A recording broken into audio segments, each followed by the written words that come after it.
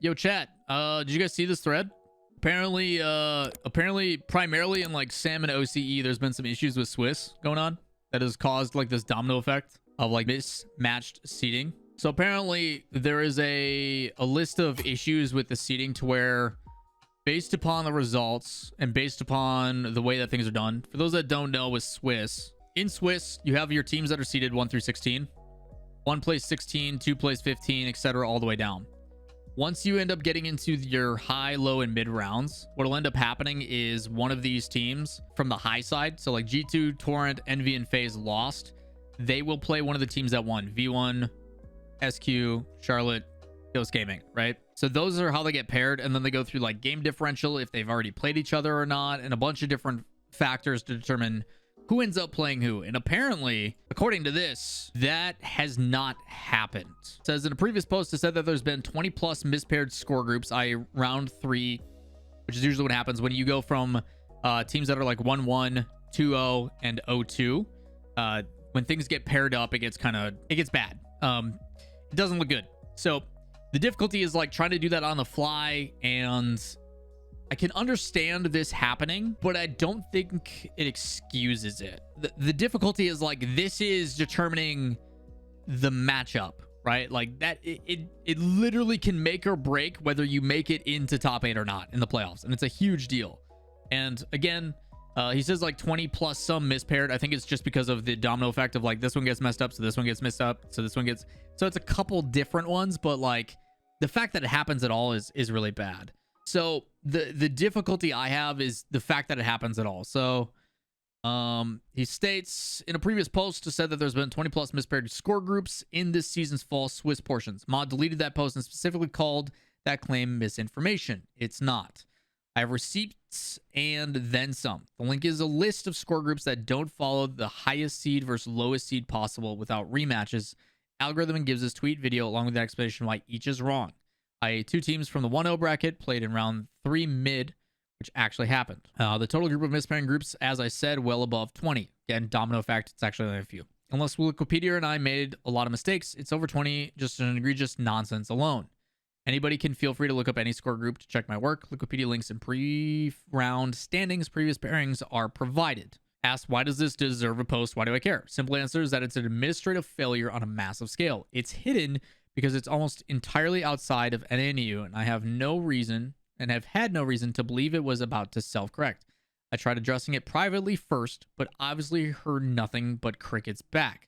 So there is a reply, I think, in this thread that gives a little bit more insight to it. This person was getting some backlash because the way they presented it, they called Gibbs out on like possibly colluding on things, and it just, there's reasons why things got deleted and stuff, which I'll provide context to later. But not following the proper pairing procedures is completely unfair to the teams involved and is a threat to competitive integrity, which I do agree. When you're not doing the appropriate pairings and stuff, it completely throws off the entire bracket. It changes play styles and who's playing who. Like it's bad. It's really bad. It speaks to the entire way the esports is run. I don't know if I agree with that intentionally, but this is part of the difficulty that we've talked about in the esport before. Why isn't APAC included? Why isn't Middle East included? Why aren't these regions brought in?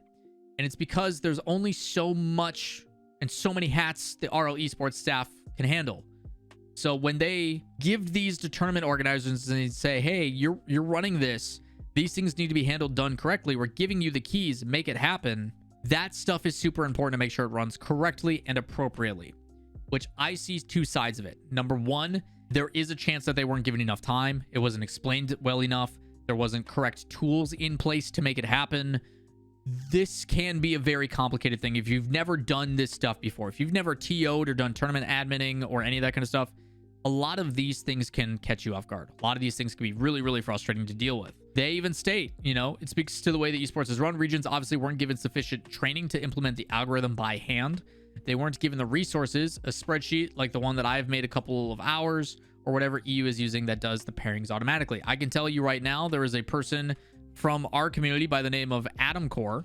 I can pull up a spreadsheet here and pull these results. For example, if I make a copy of this, I have the ability to literally, and we're just going to make this easy, all the results, and when it's completed, it'll automatically populate the rest of the matches. Right now, it's not working. But This has worked. People have seen me do predictions in the past, and it will automatically populate the rest of the matches, how everything plays out, everything. Right now, Adam Core is just updating it to make sure it works for the fall split major. He updates this every single week to make sure it works. It shows the results of who's where, who plays who, and the final bracket gets popped. Literally everything, right? It literally does everything for you. It's best of 5s. I thought it was best of 7s. My bad. So, again, auto-populates. It tells me exactly what the matches are. Mathematically, nothing to think about, nothing to worry about.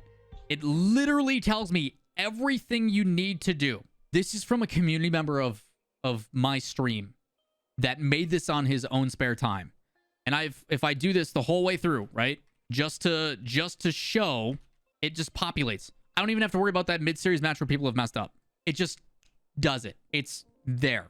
So how is it that there isn't a website that they keep internally, or there isn't someone that has been paid on staff to make something like this? Why hasn't Psyonix reached out to Adam Core? Shout outs to him, because he's going to get all the credit, because I asked someone to provide this while I was doing predictions one day because I kept messing up.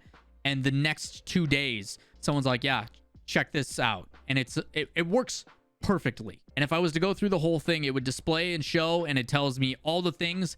This is literally Liquipedia recreated in a spreadsheet, and it's just there. So it'll populate the final bracket, everything. And I have 0 second guessing of what the next matchup is, because it is all mathematically done and programmed and scripted to do so. So how is this not given or provided to the other tournament organizers so this never happens? There should never be a manual error when it can be automated in some capacity. There should be literally 0 room for error on matches that determine the outcome of who you play, strength of schedule, and whether or not you are going to progress forward or not. At the end of the day, it's a Swiss system. If you are the better team, you have to win. First to three in whether it be wins or losses. But statistically speaking, all that stuff, because you have the ability to literally automate it, there is no reason for this to be happening at all, ever. It's not okay. So whether it is too many people at Psyonix wearing too many hats, not able to do the due diligence of saying, hey, other regions, this is how you do this thing, or in this case, provide a tool that does it for them, that is a problem, right? That is a problem. This stuff should never happen. And it is, and I agree, a poor look on the esport. I understand this is our first season of doing this with lands and majors and all that kind of stuff, truly. But like, this format was the exact same last season. RLCS introduced a circuit-based system. We've done Swiss before. This isn't new. This stuff should already be in place. This stuff should have been developed. If you don't have the time, outsource this, because making sure things are kept to be competitively integrative, to make sure things run smoothly in the way they're supposed to be, is well worth the money. And the fact that a community member did it for free out of the kindness, out of his own heart, I think that just goes to show how invested people are. So this stuff shouldn't be happening. There was one comment in particular that provides some insight from another person in our community. Shout outs to our community trying to be logical about certain things. The man who we've talked about in the past, who has done playoff scenarios and stuff.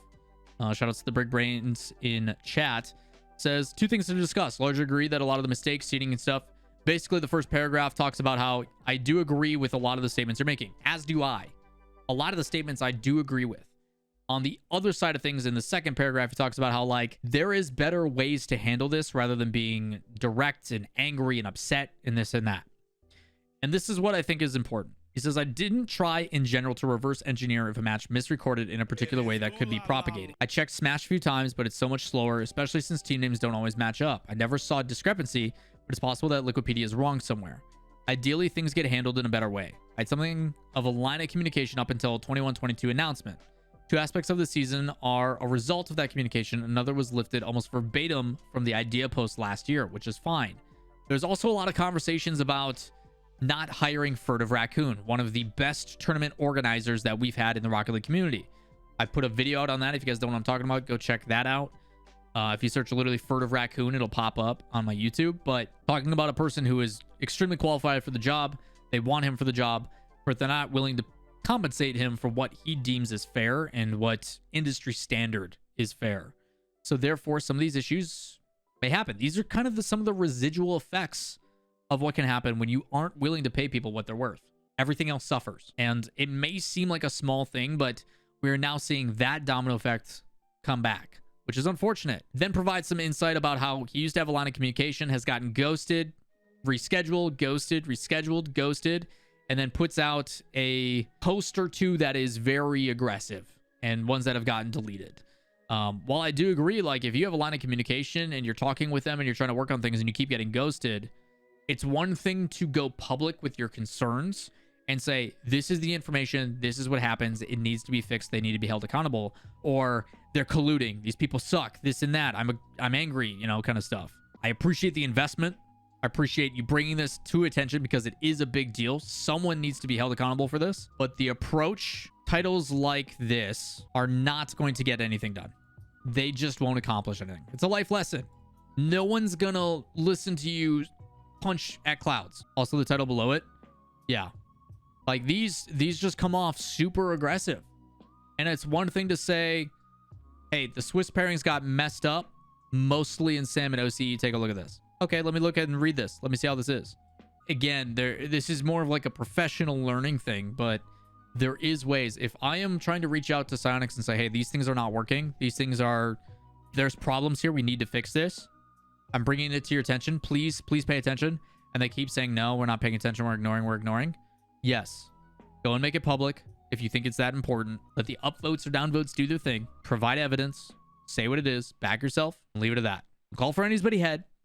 Don't, you know, like it's just, there's different ways of handling things. And while I do think this is a very big deal, I think it's super important, chat. I think this stuff, again, can make or break that tier 1 of Rocket League. These are the things that are what need to not happen to make sure that things are, because imagine Rocket League is bigger. Maybe this is a, you know, years down the line when Rocket League has transcended esports and is now considered like a traditional sport. It's on TV. Like there's hundreds of millions of like tons of people watching it. And all of a sudden we find out retroactively, by the way, I know people are going to the major, but all these matches were wrong. None of these matches should have played out, but it's too late. What do we do? How do we fix this? We can't just band-aid and kiss a boo-boo goodbye. Like that's not going to happen. You know, people would be canned instantly. There is no easy way to remedy this situation. There is things you can do to make sure it never happens again. Matrix does state, it's insane that a community member had to put this together. Sonic says multiple employees in the esports management side of things making 60K to 100K a year. And to be fair, you'd expect better quality. From the outside, it honestly looks like things are run very amateurish. Not what we want for our esport. I'm not about to assume what people are making, what salaries are, and all that kind of stuff, but I do agree with Maddie. I can emphasize OP had enough personal investment and that he got emotional. That personal investment is what allowed them to discover this from happening in the first place, which will make Rocket League esports better. But handling it professionally is a different thing. And emotions can overtake quite a bit. It happens a lot. But not gonna get the accomplishment you want. With all that said, I do agree. Something needs to happen. Something needs to change. But you've basically nullified these two regions. Like, yes, some of the same teams are winning, but like in a Swiss-based system where every single match matters, it completely changes and can completely change the outcome. It really can. You look at some of those Game 5 series, the difference between like Barcelona and Guild making it in or not. Things change. Maybe the teams stick together. Maybe Greg can still coach. You know, there's a lot of what ifs, and that's the stuff you can't think about. So I do hope that these things are handled and made better future. I don't know if they're going to respond to this or address it directly, but I will say that if any tournament organizer or anybody is having issues with bracket stuff and issues, the community is there for you. Trust me, people want this to run as smoothly as possible. Shout outs again to Adam Core. I'm going to keep talking about that spreadsheet. That is a community made thing that is just like, here you go, public. I'm sure he's going to continue to do this for the rest of the season. I don't want to continue to do mental math on game differentials and if they've played each other in the past and all that kind of stuff. And I have a spreadsheet that does it for me. And I hope that these tournament organizers also try to find those resources to make it easier on themselves. With that said, chat, this is an unfortunate circumstance. Glad someone brought it to my attention. I think it's really important, and I hope it never happens again. The nice thing is next split is round robin to double elimination. Who plays who? Well, they all play each other. Every team in that group plays each other. But who plays who after that? Well, the seed goes here and there go there. And then it's a double limb. If people mess that up, then we got bigger problems.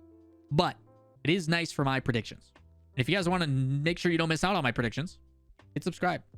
YouTube frogs, if you guys are watching and you haven't hit subscribe yet, red button down over here. Click it. Turn on notifications so you don't miss out on the latest Rocket League videos.